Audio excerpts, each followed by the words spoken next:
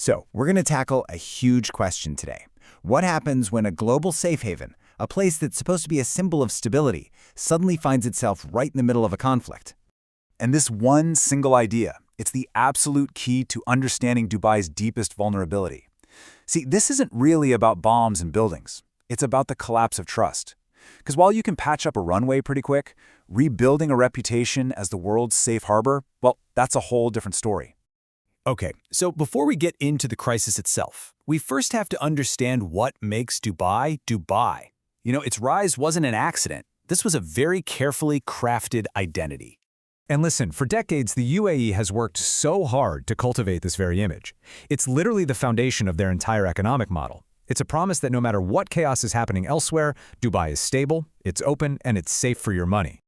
And you really can't overstate Dubai's geographic advantage. I mean, a staggering 80% of the entire world's population is within an 8-hour flight. That position alone makes it a natural crossroads for the whole planet. And you can see how they've leaned into that advantage, right? The whole model is built on being this critical transit point for, well, everything.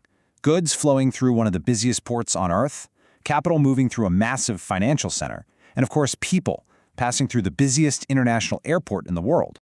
Okay, but what happens when that keystone, that promise of safety, is suddenly ripped away? The entire structure starts to fall apart, and it happens with shocking speed. Let's just walk through how fast things can unravel. You know, the source material puts it in really dramatic terms. It's a shift from this unstoppable momentum, a city that felt untouchable, to a sudden, catastrophic halt. The economic engine didn't just slow down. It's like the war slammed on the brakes at 200 miles per hour. The financial fallout is immediate and it is brutal. A 16% plunge in the Dubai financial market in the first month alone. I mean, that's not just a correction. That's a full-blown crisis of confidence. And that initial plunge, it's just the tip of the iceberg. A staggering $120 billion in value just evaporated from the UAE's twin stock markets. That is a massive loss of wealth, and it hits companies and investors all across the board. And think about it. The flow of people, which is a huge pillar of Dubai's economy, it just stops. Dozens of international airlines suspend their flights. The airport itself gets hit by debris, forcing it to slash its capacity. The world's biggest crossroads suddenly becomes a dead end. And it's the exact same story with the flow of goods. Shipping through the vital Strait of Hormuz absolutely plummets. I mean, if stuff can't get in and out, the whole reason for Dubai's existence as a global hub, it starts to fall apart. And this isn't just happening at some high corporate level. The shockwave hits people right where they live. Fuel prices inside the UAE jump by 30% almost overnight. The source even mentions something you almost never see there: long lines at gas stations. That's a clear sign of public fear and immediate economic pain. And then, of course, there's tourism. We're talking about a sector that makes up around 15% of Dubai's entire GDP. With the airports shut down and the feeling of safety shattered, the hit to hotels, restaurants, and shopping is immediate, and it's immense. It's so bad the government has to step in with a rescue package just to stop the bleeding.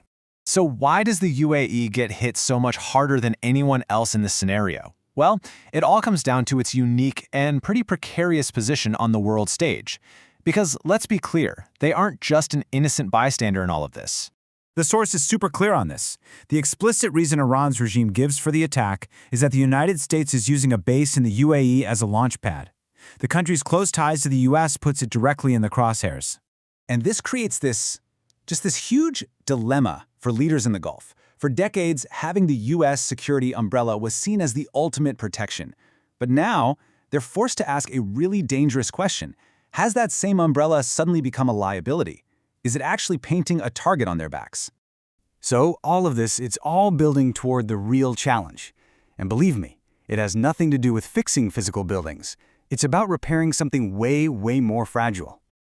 Look, for the UAE government, for investors, just calling a ceasefire, that doesn't fix the real problem.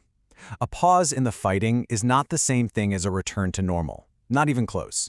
What they really need are solid, ironclad security guarantees. Investors, businesses, tourists, everyone needs to know that this isn't going to happen again.